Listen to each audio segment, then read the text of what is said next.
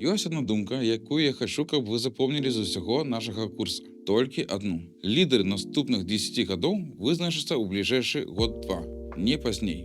Усё астатняе, пра што мы будзем гаварыць у гэтым уроку, гэта аргументы да гэтай адной думкі. Але перад аргументамі пытанне. Вы сочыце за тым, наколькі хутка шаі укараняюць вашыя апаненты і наколькі павольна гэта робіце вы. Вось гэты дзве лічбы трэба параўноўваць штодня ў рэжыме рэальнага часу. Усё развіваецца вакол нас шмат хутчэй, чым нам здаецца. Мы спажываем інфармацыю з навін, з расказаў калег. Але рэчаісная хуткасць іншая. Шаі развіваецца не лінейна, а па геаметрычнай прагрэсіі. Кратны рост кожны дзень. І тут ёсць два вымярэнні, якія важна разумець асобна. Першая хуткасць. ChatGPT дасягнуў 100 мільёнаў карыстальнікаў за 5 тыдняў.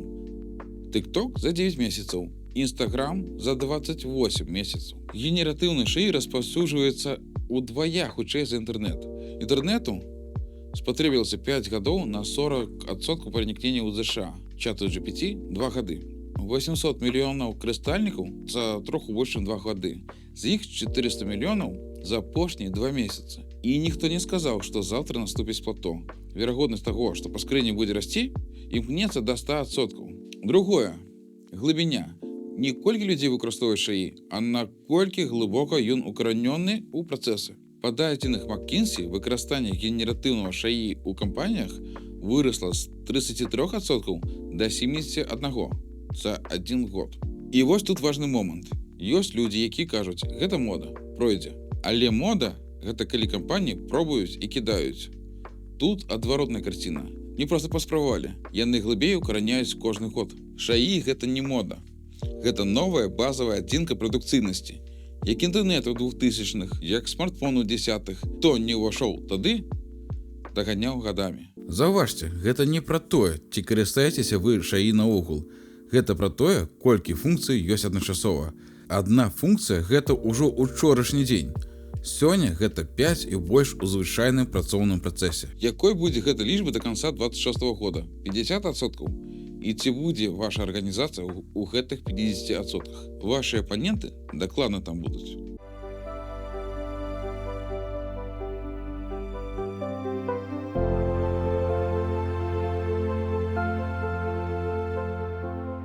Гіганты гінуць не ад недахопу грошаў.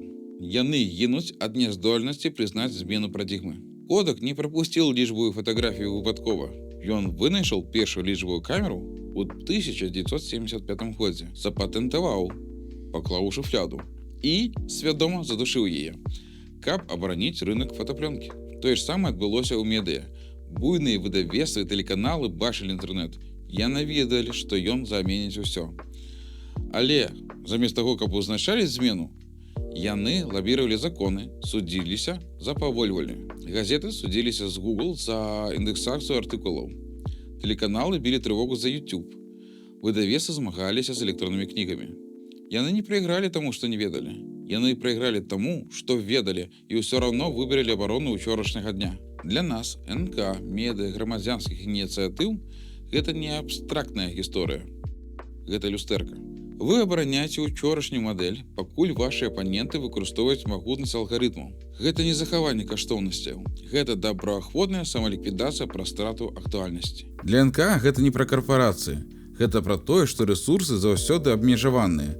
І арганізацыя, якая траціць тыдзень на тое, што іншае робіць за дзень, у канцы года будзе мець менш праектаў, менш дапамогі, менш людзей, якім бы магла дапамагчы.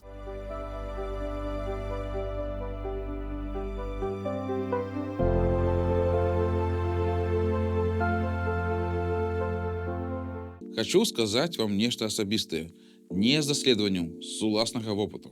Больш за год мы вядзём працу над нашай уласнай сістэмай аналітыцы. Аналіз каментароў, маніторинг рэпутацыі, навучэнне лакальнай мадэлі на нашых дадзеных. Гэта было цяжка, доўга, дорага. І вось, тое, на што спатрэбіўся год, сёння можна было б зрабіць за месяц. Інструменты шаі за гэты час сталі настолькі магутней. Тое, для чаго нам спатрэбілася каманда і паўгады, сёння вырашаецца за тыдзень. І вось тут лёгка зрабіць неправільную выснову. Значыць, трэба было чакаць? Не. Той год працы – гэта год дадзеных. Год памылак, які мы зразумелі. Год архітэктуры, якую мы выбудавалі. Год разумення таго, як гэта ўсё рэальна працуе. Калі мы пачалі месяц таму, мы б не прыйшлі да таго, дзе мы сёння. Сёння я магу зрабіць за месяц тое, на што раней патрэбны быў год. Але таму, што той год у меня ёсць. Вось галоўная думка гэтага блока.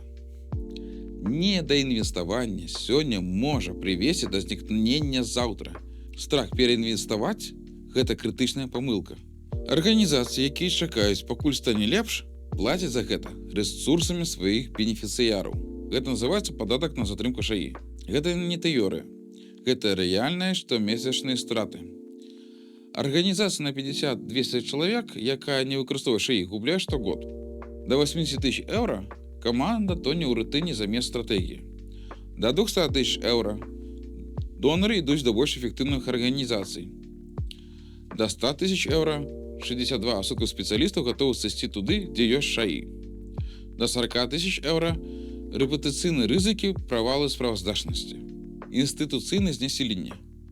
Вы яго не адчуваеце адразу, але праз год адчуеце. А калі зразумееце, дагнаць ужо будзе не складана, а немагчыма.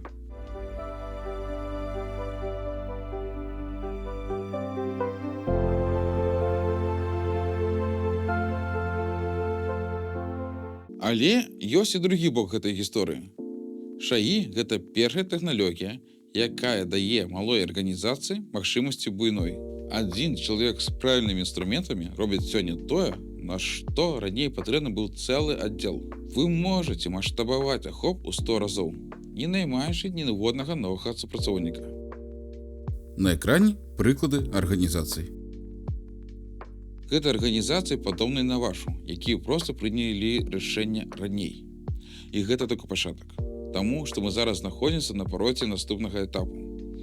Пераходу ад асістэнтаў да агентаў. Розніца простая. Асістэнт – гэта прыкладанне. Ты пытаешся, ён адказвае. Ён чакае тваёй каманды. Агент – гэта ўжо калега. Калега, якому можна даручыць задачу. І ён зробіць яе сам. Збіраць дадзеныя, прааналізуе, падрыхтуе справаздачу, адправіць на ўзгадненне, пакуль ты займаешся іншым. Этап трэці. І ён ужо надыходзіць. Чалавек кіруе напрамкам, агенты выконваюць усё астатняе. За адзін квартал з 37% да 65% кампаній уже тэстуюць агентаў. 88% кіраўнікоў плануюць павялічыць бюджэт на ШАІ. Кампаніі ўжо не пытаюцца, ці патрэбны нам агенты. Яны пытаюцца, наколькі хутка нам трэба мяняцца. Дазвольце сказаць вам нешта важнае. Не пра лічбы, пра логіку. Калі вы думаеце, падключуся праз паўгады, калі агенты стануць лепей, справа не толькі ў тым, што вы адстанеце на паўгады. Вашы апаненты за гэты час пройдуць мноства ітерацый. Зразумеюць, якія арганізацыйныя змены ім патрэбны. Настроюць сваю інфраструктуру дадзеных. Распрацуюць палітыкі бяспекі. А вы будзеце толькі пачынаць. І да моманту, калі з'явяцца новыя магчымасці, яны будуць гатовы скарыстацца імі першымі. А разрыў паміж вамі будзе не скарачацца, ён будзе расці. І вось тут я хачу, каб вы адчулі тое, што адчуваю я. Не страх, злосць. Злосць на сябе. За кожны месяц, які прайшоў і быў страшаны. І энергію, якую гэта злосць дае. Таму што злосць, якая ператвараецца ў дзеянне, лепшая матывацыя з магчымых. Выбар просты. Стаць Apple свайго сектара. Пастаянна пераасэнсоўваць місію праз інавацыі. Альбо стаць Kodak, абараняць учорашні дзень, пакуль ён не знікне разам з вамі. Хваля ўжо тут. Яна альбо падыме вас, альбо накрые. Пачніце ад сёння. Пакуль вырашальнае акно яшчэ адчынена. 3 крокі наўпраз зараз, не заўтра. Адкроеце Claude альбо чат Mr. AI, напішыце адзін запыт пра сваю рэальную задачу. Адчуйце, колькі часу вы эканомілі б штодня. На наступным занятку, як ШАІ працуе ўнутры, чаму ён памыляецца і як гэта ўлічваць у працы. Убачымся.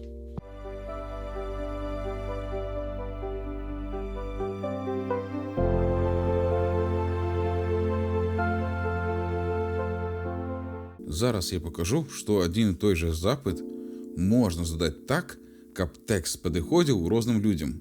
Пачнём з простага.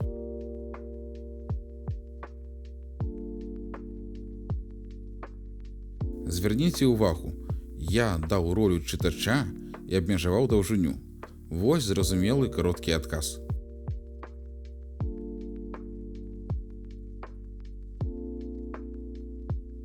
Тая ж тэма, але цяпер тон цяплейшы і з бытавым прыкладам.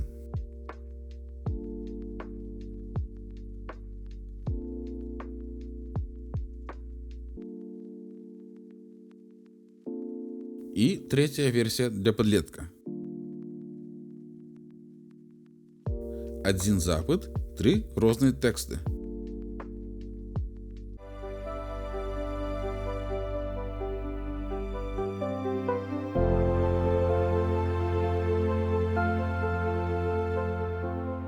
Итак, уводим промпт. Прошу конкретику, суммы и спасылки.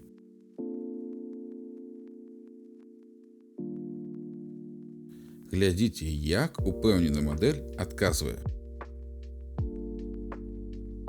Выглядае пераканаўча, але давайте праверым хаця б одну спасылку. Вяртаемся ў чат, дадаем промпт. Часто мадэль тут і прызнае, што дадзеныя могуць быць недакладныя. Чым упэўненей гучыць шаі, тым важней праверка. Факты заўжды з першай крыніцы.